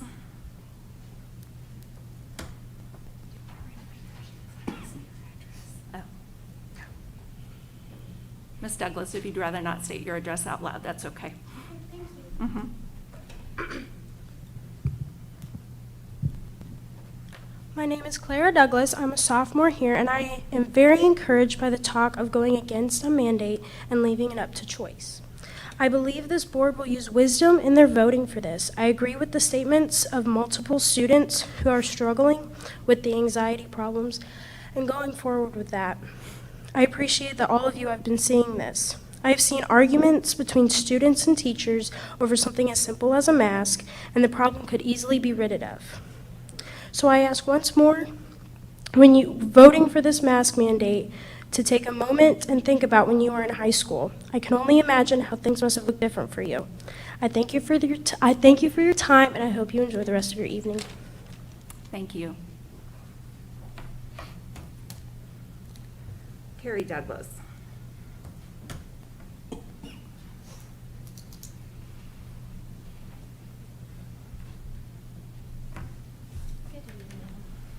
So I didn't get to speak last time, and I was hoping to start it out with comments of appreciation for all the work that you've done and the burden that you guys have had put on you.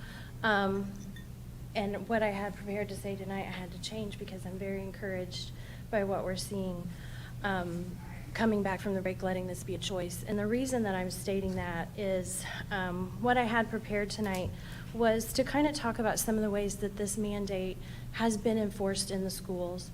I've talked a lot to different families on social media. I know a lot of kids individually. So I would like to just kind of state that my point here is if we do get back to a place where we need to mandate the masks, that please, you know, you stated you're not healthcare professionals and that you in another meeting, you stated you didn't understand how impactful this would be. And this is a result of medical standards, medical practices being placed on public servants and in a public environment. Harney Elementary has children participate in PE with their masks on. If they complain about having trouble breathing, they are made to run extra laps or to do push-ups. Speech therapy is happening in multiple schools with masks on, including the speech therapist and the students. I think this is detrimental to these children. One alternative that has been done is that the teacher or the speech therapist would wear a face shield. This is medically completely wrong. A face shield only protects the person wearing it from splatter. It has no impact whatsoever on, an aerosolized virus being exhaled.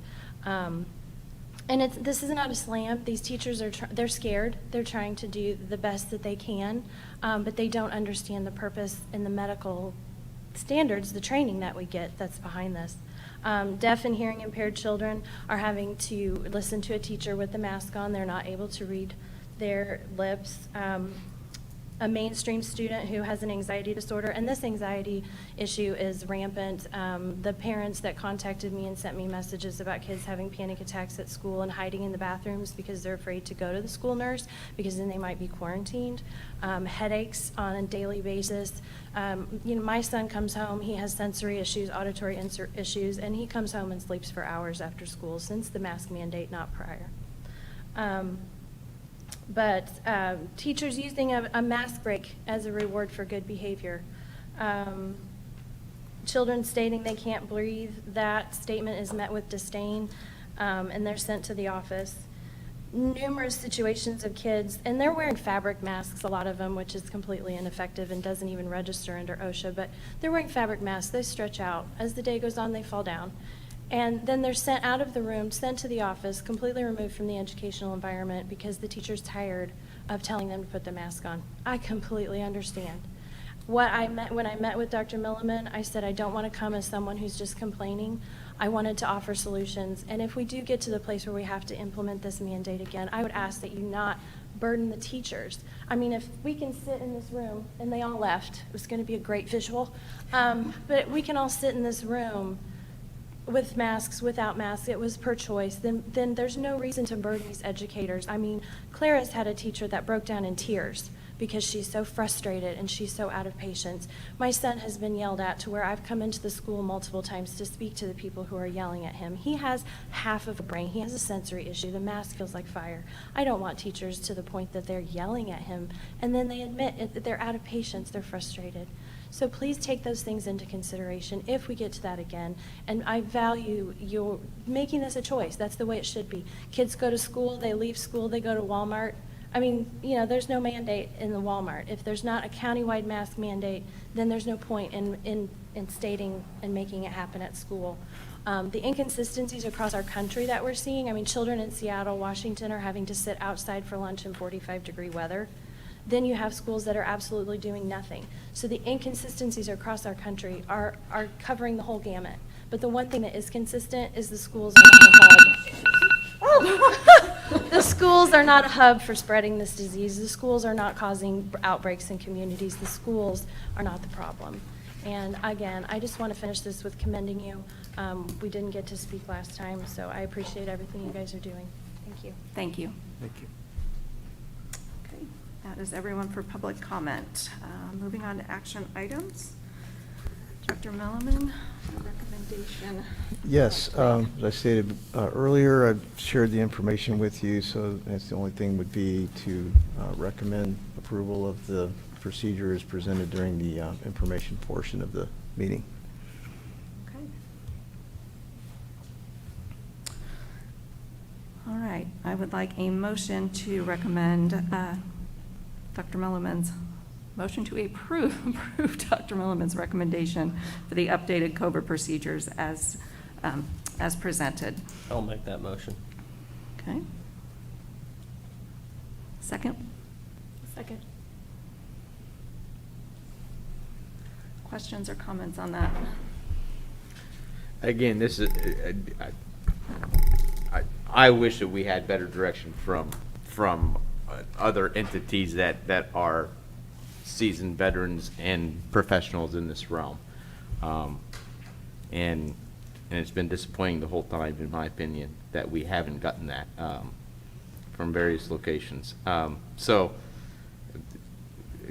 you know, I like this idea. Now that the vaccine is available from 5 to 11, it doesn't, it goes back to choice of those individuals who, if they are being quarantined, then it was, or if they're vaccinated, then they're not going to be quarantined. So, yeah, again, I just wish there was some better guidance. It's a hard decision for all of us.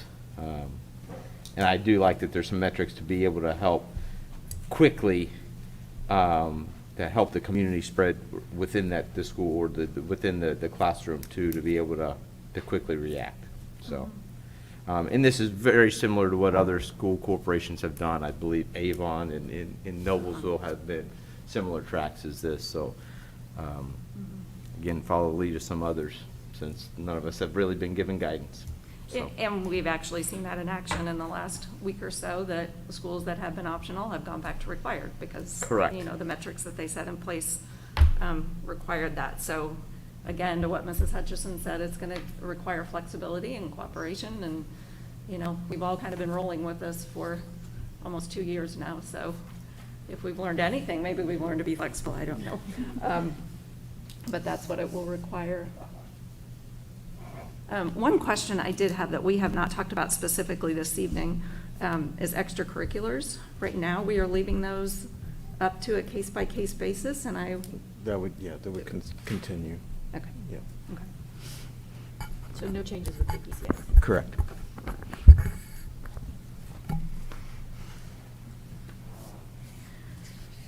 Any other questions?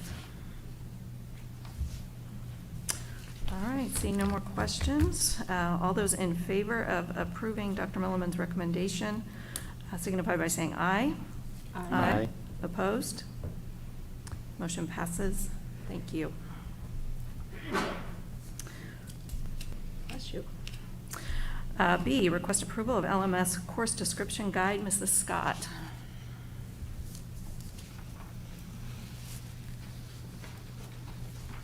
Good evening. Each fall, Mr. Dunshee and Mr. O'Rourke work with their department chairs and their teachers to review their existing course description guides and develop any recommendations for changes for the upcoming school year, so that by December, we can bring those recommendations of the new guides to you for approval so that they are ready to go for scheduling starting in January. Seems early, but it's a long process to get to this point, and then another process to get all the students scheduled appropriately so we're ready to roll for the new school year. So Mr. Dunshee is supervising middle school events this evening, so I'm here in his place. And it's a very short and simple change recommendation for the middle school for the next school year. And it involves fine arts in that they would like to remove creative dramatics and also the dance at the middle level, remove those two courses. And instead, they would like to expand their instrumental music offering in grades 6 through 8 to include keyboarding. And that is the only change that they're recommending for the new school year. Are those courses being removed because there just wasn't participation in them, or do you Well, know? somewhat, in that we had some staffing changes. You might remember Mrs. Wolfgang was at the high school, then she went to the middle school, now she's back at the high school. And those two were able to be offered because those were areas of expertise on her behalf. We were able to continue them this year, even though she's at the high school, because they were already in our guide. But we have a little more strength in the staff currently that we could be able to offer the keyboarding in lieu of those. So if you might notice that actually in the instrumental music area, of course they have band, so they have choices of brass, woodwinds, percussion currently, but they would like to expand that to have keyboarding also available grades 6, 7, and 8 as an option for them. And I asked him if he thinks this will be a year-long course. It kind of depends on the response that they get and space and all that. So they're trying to make all this work and give the kids lots of variety of options. Thank you. Mhm. Any other questions?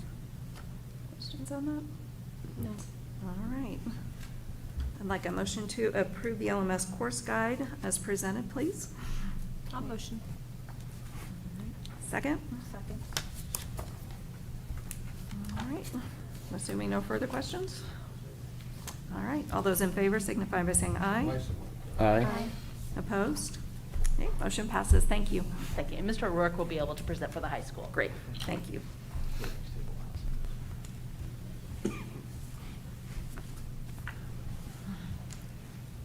Good evening. Hello.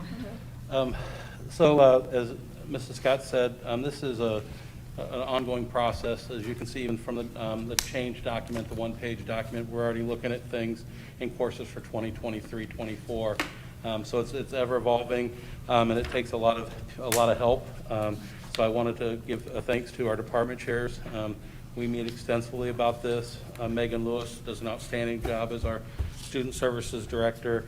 And there's a lot that our student services department has to manage right now with 3 different graduation pathways going on in the CT area of box 3 of graduation pathways without going too deep, but we have Perkins 4, Perkins 5, and next level programs of study all going on at one time. So our seniors can all have 3 different programs to graduate within one area of our graduation pathways.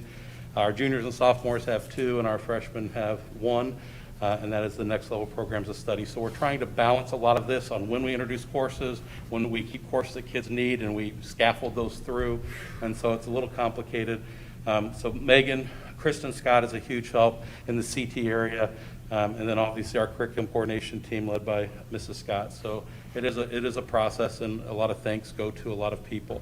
I think what I would like to do, if it's okay, is just to quickly look at the one-page document and see what questions you have.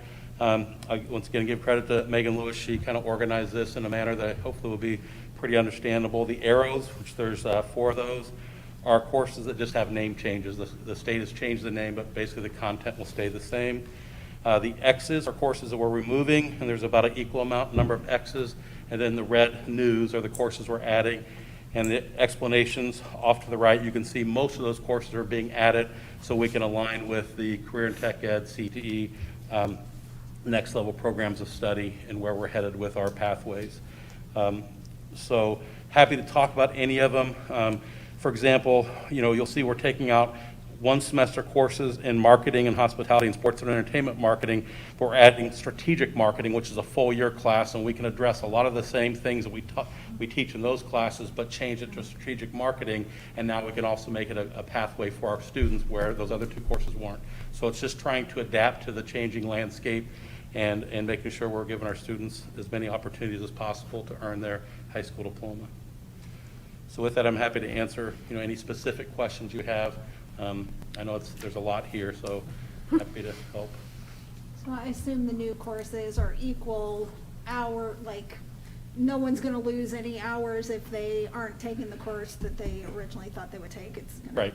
And so, we take into consideration a lot of things. Staffing is always something we have to look at. So, that's why we try to, when we remove courses and add courses, we're still doing it in a way to, maintain our staffing and not take the balance away from all our different departments. We look at dual credit opportunities.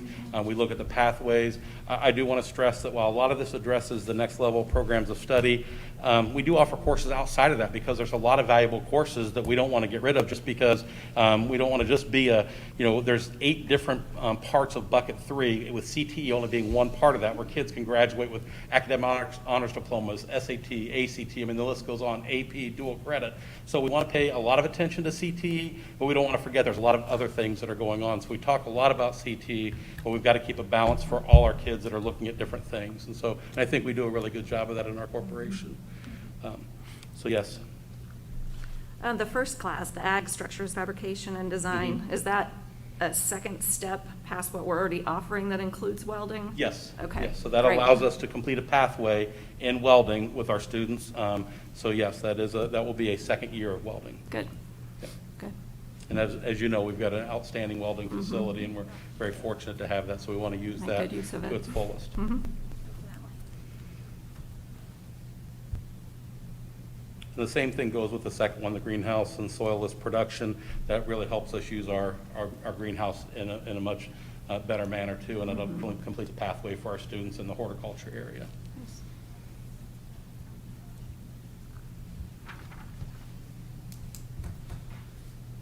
I would just commend the 5258 finance and investment. That's a very promising thing for our kids to see. I like that. I obviously don't know what all that class will entail, but that's definitely something that, you know, talking to some of the seniors this year that they're starting to go out and work and, you know, through the week and on the weekends, give them, you know, our juniors next year something to look forward to. So Great.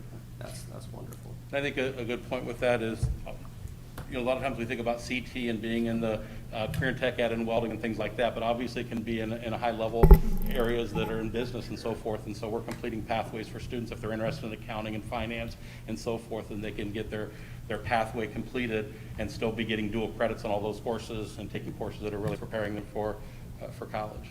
So is that the second class following the accounting class that's now available? Is Yeah, that so what it is? we could go into kind of some depth on that, but that is like if you look at on the finance and investment, it's a concentrator B in the finance area, and so there's two other courses before that. So there is a principles class, a concentrator A, and a concentrator B. So that one is going to be the third class in a sequence that would allow them to complete a pathway. So if it says concentrator B, that means we're finishing a pathway. We already had the principles class, and we already had the concentrator A. We needed to get that concentrator B to finish the pathway. Great. Thank you for the questions. Thank you. Anything further? No. Exciting changes. Yeah, thank you.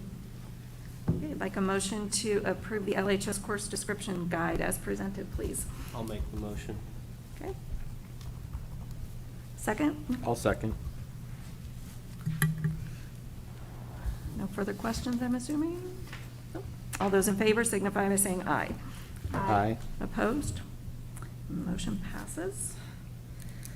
All right, request approval to transfer an additional $450,000 this month from education to operations fund. Mr. Tate. Yes, requesting board approval to make that transfer. As you know, we make a monthly transfer now, approaching the end of the year and looking at the most likely end of year cash balance. I'm recommending to the board that we transfer an additional $450,000 from the education fund to the operations fund. The state has a guideline that to not exceed 15% of your state tuition on the transfer. This will keep us below that and still project an end of year cash balance of $3 million plus in the education fund. Request approval of that transfer. Okay. Board, I'd like a motion to approve the transfer of an additional $450,000 this month from the education to operations fund. Second? I'll second. Questions or comments? Okay. No questions. All those in favor signify by saying aye. Aye. Opposed? Motion passes. Thank you. Request approval to transfer $355,503.73 this month from operations to fund to the rainy day fund. Yes, also requesting to make this transfer from operations to rainy day. This will bring our rainy day fund balance to $3,500,000. Request approval of this transfer. I'll make that motion. All right. Second? Second. Any questions? All right, all those in favor signify by saying aye.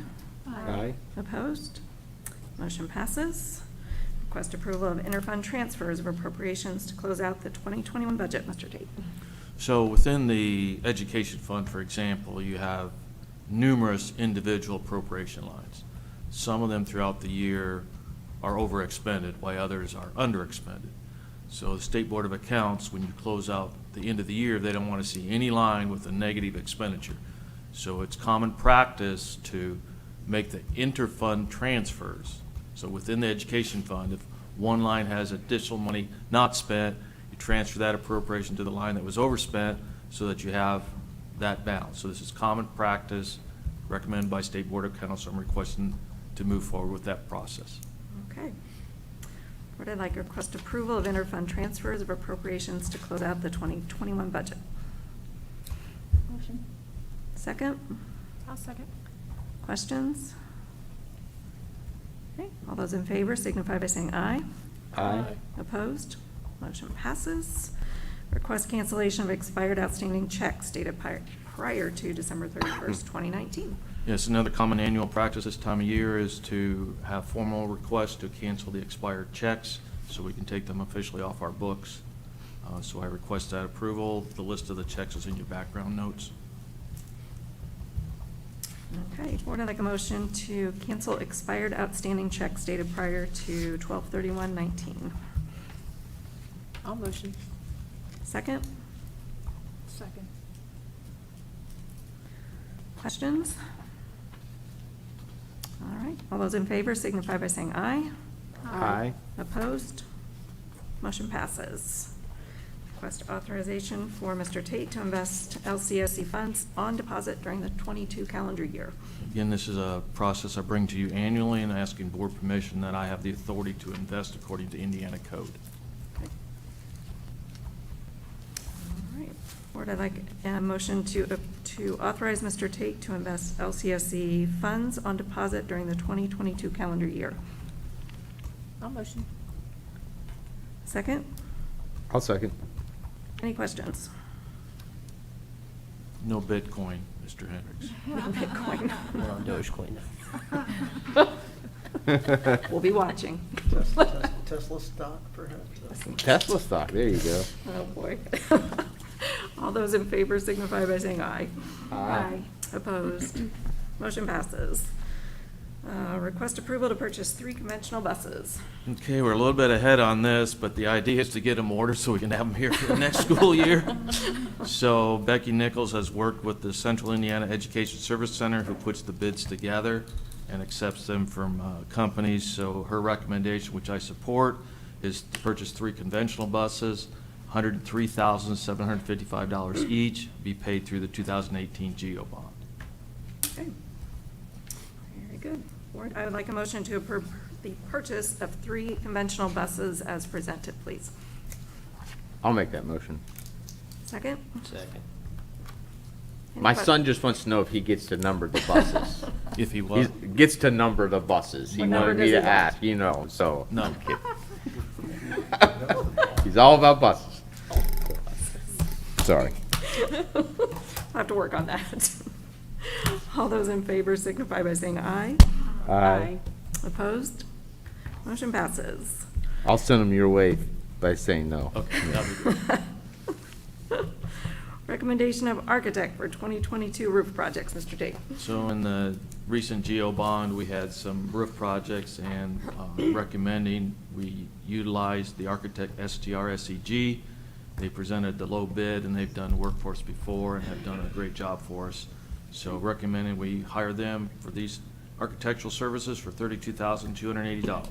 Okay. Board, I'd like a motion to approve the architect as presented for the 2022 roof projects, please. Make a motion. Second?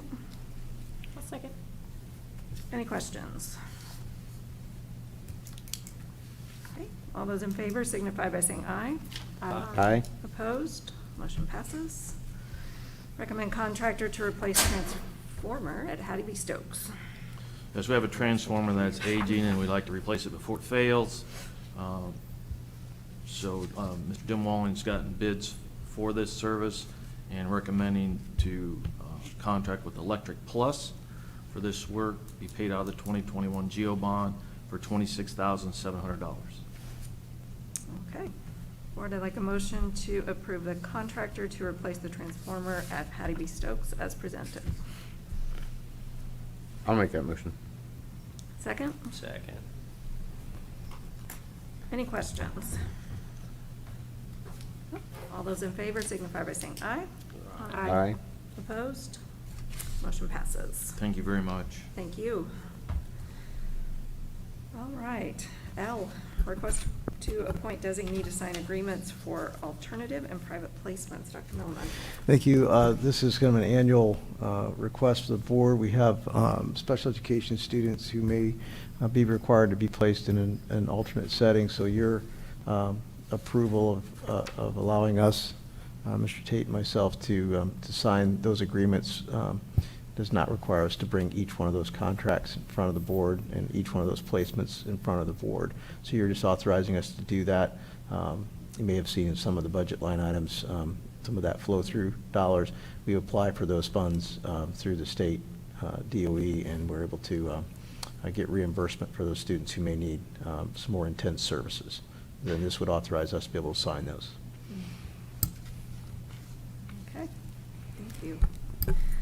Board, I'd like a motion to approve the designee to sign agreements for alternative and private placements, please. I'll motion. Second? All those in, or any questions? Okay. All those in favor signify by saying aye. Aye. Opposed? The motion passes. And approval letter of intent for architectural services with Gibraltar Design. Dr. Thank you. Professional services, as you are aware, board is not a service that requires necessarily an RFP service. We're able to engage for professional services, and some of them were engaged with us this evening. Gibraltar Design would be architectural engineering, Skillman from the construction management side, Baker Tilly from the financial advisor side. However, when you're dealing with the scope of projects and work that we've been discussing, it's customary to commit at some point to a professional partner for architect and design services. So as a superintendent, I do have the ability to sign that letter of intent. However, we do to make sure that we dot the i's and cross the t's and have the board approve that letter of intent.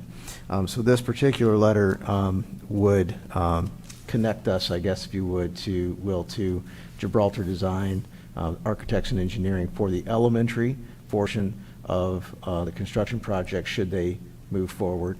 Gives the board the option to consider other architecture and engineering firms, or another process potentially in interviewing architect firms if you wish, for the secondary schools, meaning middle school, high school, transportation, maintenance, or any other project that might move forward either as part of the capital referendum or in the other funding areas as well. So this letter of intent commits us in that successful completion of the referendum to Gibraltar Design for the architectural services for our elementary projects.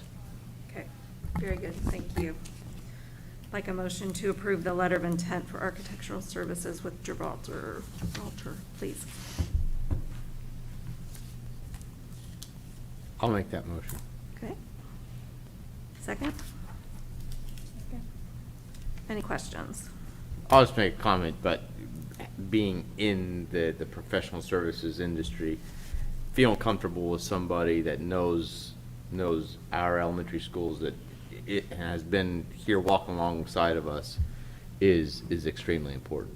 Mm-hmm. So that's why, yeah, I feel strongly.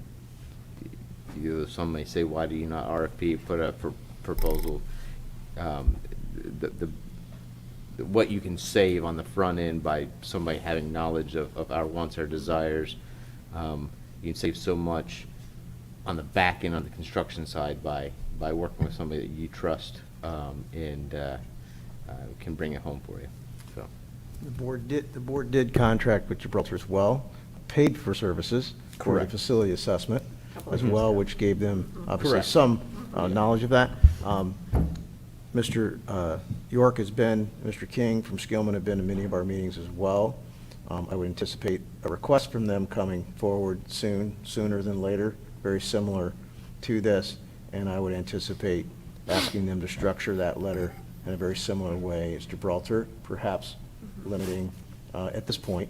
The board has the opportunity to continue with both firms all the way through the project, as Mr. Parks pointed out, as a professional service. But I think I applaud the board in being methodical and thoughtful about that and giving yourself some options, but also recognizing kind of the knowledge that they already bring to the table. So I appreciate that. Okay. Anything else on that? Okay, all those in favor signify by saying aye. Aye. Opposed? Motion passes. All right, request approval for LHS Girls Wrestling overnight trip. Mr. Martin.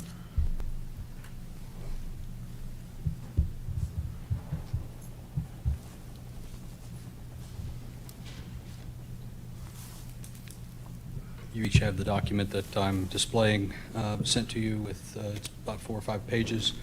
Did anybody have any questions about the request for overnight trip to December 27th through December 28th? No, I don't have any questions. Me neither. I maybe have a comment about the girls wrestling program though. So it's pretty incredible the growth that girls wrestling has had in the state of Indiana, let alone Lebanon High School. They had a tournament that had close to 200 female wrestlers this past Saturday. It was extremely well attended. I pulled into, my daughter wrestles.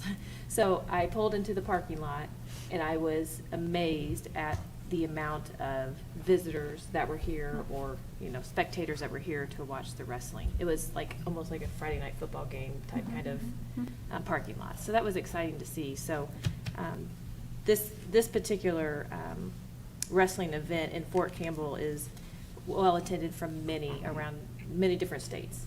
And it does definitely give the girls a great opportunity to prepare for the regional and state wrestling. So it's an exciting program, and so it's pretty neat. Are we still going to get something up on the, up here, the Let's state? not, yeah, we'll discuss that at a later time. Okay. Table that. No, that's great to hear. I know it's been I'm sure there are many years going into it. I didn't know anything about it for quite a while, but they've been so successful in really a short amount of time, Yeah, which it is very exciting. So, like a motion to approve the LH Girls Wrestling overnight trip, please. All motion. Okay. Second? I'll second. All those in favor signify by saying aye. Aye. Opposed? Motion passes. All right. Mr. Martin again, LCSC Internet and Wide Area Network Contract Agreement. So this is E-rate driven. We go through the process of E-rate periodically, or it's available every year, but we try and get a good contract for a couple of years, so we don't have to go through that federal oversight process every couple of years or every year. So there are 2 contracts. I believe the first one was Joint Services or LCSC. I forgot to look at the agenda item. Oh, the first one is the LCSC Internet and Wide Area Network Contract. So I pulled up the wrong one.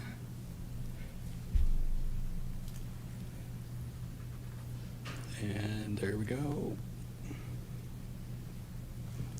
The Wide Area Network is about 8 years old now, and it's a fiber optic backbone that goes to each of the elementary buildings, transportation buildings and grounds, and we own the fiber between the buildings on this complex, so we don't have to go through the process with that. So this is a contract to connect us at 10 gigabit to each of those buildings. As fast as is available right now with the technology money that we really want to spend, and it's much more reliable than wireless, which could be an option, but we have looked at those, and Metronet, being a good partner with us, came in at the lowest bid, most appropriate bidder as well. So we had several ways to weigh their presentations, and service was significant. We lose contact with those buildings, we lose phones, we lose cameras, we lose everything. So Yeah. it's quite they've only had a couple of cuts. They weren't their fault. They were utilities out on 100 South, cut them once, and that was fun. But that's, over the term, that's pretty good. That's not bad. And Okay. also on the same contract as internet access, we have 5 years on the wide area network because the competition isn't going to be able to lower their price most likely. But the internet access, we didn't go 5 years, we went 3 with option to extend if the price hasn't lowered significantly. This time, the price per month for internet access dropped about 30% compared to what it was 4 years. I forget what the last term was ago. And so price was good, and they were the most appropriate bidder on that too. It's the same contract, but we had 2 separate services on it. Okay. All right, very good. Board, I'd like a motion to approve the LCSC Internet and Wide Area Network Contract Agreement with Metronet, please. Motion. Second? Second. Any questions? Okay, all those in favor signify by saying aye. Aye. Opposed? Motion passes. All right, approval of joint services internet contract agreement. The joint services being the consortium, they pay for it, but because we can run it through our E-rate and such, that's the reason it comes to you. It's a contract that Dr. Milliman will engage in, or will sign. This is typically what you would get at a residential, almost the same exact service that you get from Metronet as residential. Okay. All right, board, I'd like a motion to approve the joint services internet contract agreement, please. I'll make that motion. Second? Second. Any questions? Okay, all those in favor signify by saying aye. Aye. Opposed? Motion passes. Thank you. Mr. Martin. All right, informational items. Is there any more information that needs to be shared this evening? About? Dr. Melvin, any other information? I promise we won't have too many more marathon meetings, as hearings make them go a little longer. Thank you for your. Won't have any more for this year. No, That's no right. more No more than for this. 2021, you promise. I promise. Okay, well, we have upcoming meetings in January, as you can see. First on deck is the reorganization meeting on January 4th here at 7. Yeah, so Yep. it is winter break, starting next week, so. Well deserved. Well deserved. Everyone enjoy. There's nothing further we